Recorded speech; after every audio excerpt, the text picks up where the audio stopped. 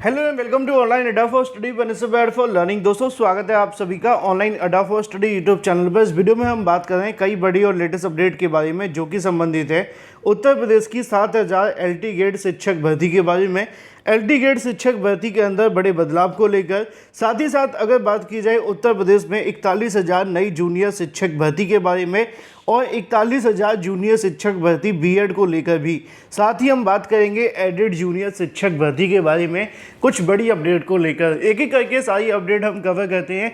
Channel को subscribe करके bell icon को दबा लें और वीडियो को लाइक कर दें, जिससे कि आपको रियल ऑथेंटिक जानकारी online Adda for study YouTube channel के माध्यम से मिलती रहे। शुरुआत करते हैं सबसे पहली अपडेट के साथ, जो कि संबंधित है 7,000 नई LT ग्रेड शिक्षक भर्ती के विज्ञापन के बारे में। साथ ही साथ अगर बात की जाए LT ग्रेड में बड़े बदलाव को लेकर भी।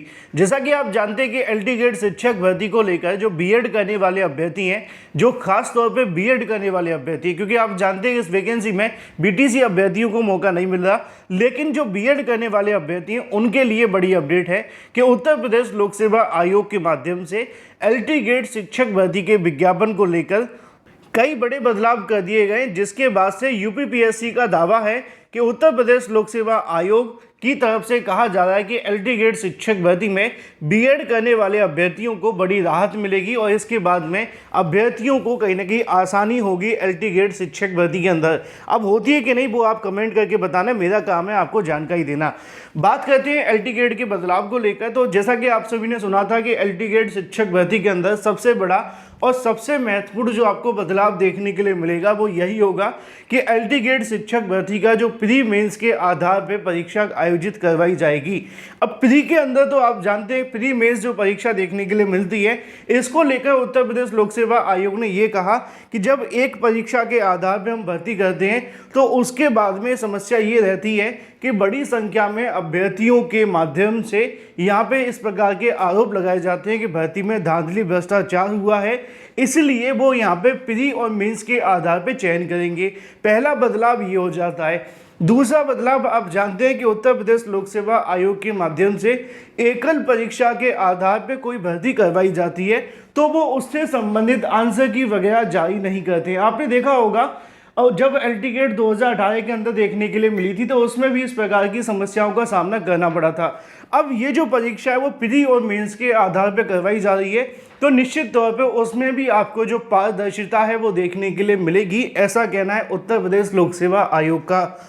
साथ ही साथ उत्तर प्रदेश लोक सेवा आयोग का दावा ये भी है कि जो पुरानी भर्तियों में उनसे गलतियां हुई हैं, चाहे वो LT ग्रेड 2018 की क्यों ना हो या हाल ही में ARO 2024 के अंदर जो आयोजित की गई है उसके अंदर पेपर लीक होना हो, उन तमाम चीज़ों से सीख लेकर वो LT ग्रेड शिक्षक भर्ती को आयोजित करेंगे, जिससे कि आने वाले समय में अभ्यर्थियों को ज़्यादा कठिनाइयों का सामना न करना पड़े और अगर एक बार परीक्षा हो जाए तो बार बार रद्द न करना पड़े। हालांकि ये स्टेटमेंट काफ़ी मुश्किल है, देना आसान है, करना काफ़ी मुश्किल है, ये तो समय बताएगा। अब बात कर लेते हैं इसके बदलाव के बाद विज्ञापन के बारे में, क्योंकि अभ्यर्थी इंतजार काफ़ी लंबे समय से कर रहे हैं लेकिन जानकारी के सिवाय कुछ नया नहीं आ पा रहा है।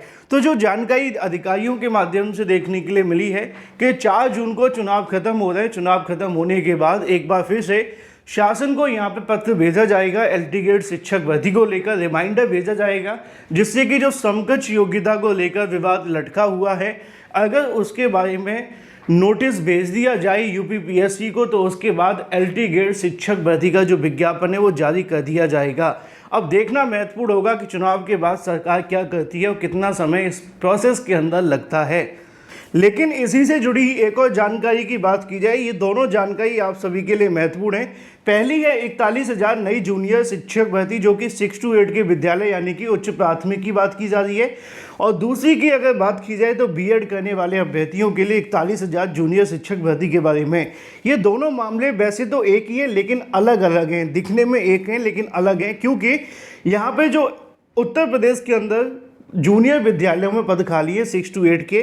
अब चाहे वो 6 to 8 सहायक अध्यापक के पद हों या 1 to 5 के प्रिंसिपल के पद हों या 6 to 8 के प्रिंसिपल के पद, इन सभी पदों को अब तक सरकार के माध्यम से प्रमोशन के माध्यम से भरा जा रहा था। अब यहाँ बीएड करने वाले अभ्यर्थी मतलब हाईकोर्ट चले गए थे इस बात को लेकर, जहाँ पर यूपी गवर्नमेंट से जवाब मांगा गया और एनसीटीई को नोटिस भी भेजा गया था। अब इसमें अपडेट ये देखने के लिए मिल रही है कि सरकार की जो कहीं ना कहीं अधिकारी हैं वो क्या कहते हैं वो मैं आपको बताता हूँ। अधिकारियों का तो दावा ये है कि सरकार फिलहाल पुराने धड़ल्ले पर ही काम करेगी, क्योंकि कोर्ट के माध्यम से भी इसको लेकर मंजूरी दे दी गई थी कि जो बेसिक शिक्षा नियमावली है उसके आधार पे जो प्रमोशन है वो कर दिए जाए। विवाद ये था कि यूपी टीईटी के आधार पे भर्ती की जाए, यानी कि जो प्रमोशन के माध्यम से भर्ती होनी है उसको यूपी टीईटी के माध्यम से किया जाए या बिना यूपी टीईटी को लेकर। तो शासन स्तर पे इसको लेकर जानकारियां मिल गई हैं और चुनाव के बाद वो इस प्रोसेस को शुरू कर सकते हैं।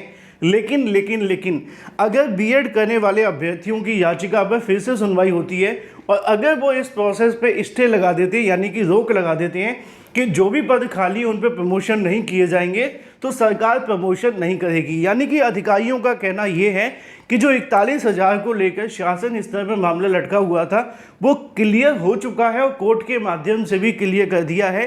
उसमें उन्होंने कहा है कि बेसिक शिक्षा नियमावली के आधार पर हम प्रमोशन से संबंधित जो प्रोसेस है वो शुरू करेंगे और ये जो प्रोसेस है उसको हाई कोर्ट के माध्यम से भी अनुमति दे दी गई है।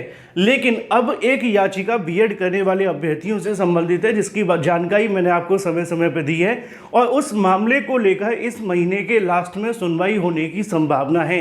हालांकि अभी तक डेट क्लियर नहीं हुई है। अगर इस मामले पर सुनवाई नहीं हुई तो जून के बाद आप जानते हैं कि कोर्ट बंद हो जाएगी और पूरे जून के अंदर कोर्ट बंद रहती है तो कहीं सरकार प्रमोशन ना कर दे। क्योंकि जब प्रमोशन को लेकर मामला कोर्ट में गया था तो वहाँ पे कहीं ना कहीं सवाल खड़े किए गए थे कि बिना यूपी टीईटी के आधार पे जूनियर में प्रमोशन के माध्यम से जो भर्तियाँ होने जा रही हैं वो ना की जाएं, लेकिन कोर्ट ने इसको लेकर अनुमति दे दी गई थी और मैंने आप सभी को पहले ही बता दिया था। अब सरकार क्या करेगी ये तो जून में क्लियर होगा, लेकिन उससे पहले अगर बीएड करने वाले अभ्यर्थियों की 41,000 जूनियर शिक्षक भर्ती को लेकर हाई कोर्ट में डेट लग जाती है और सरकार को स्टे लगा दिया जाता है तो निश्चित तौर पे सारी चीज़ें क्लियर हो जाएंगी। या तो पिछली सुनवाई में स्टेट गवर्नमेंट यानी कि यूपी गवर्नमेंट से जवाब मांगा गया था 41,000 जूनियर को लेकर, उनका जवाब भी काफ़ी महत्वपूर्ण होगा कोर्ट के अंदर और उसके बाद ये तय होगा कि 41,000 पदों पर सीधी भर्ती का विज्ञापन जारी होगा या प्रमोशन का।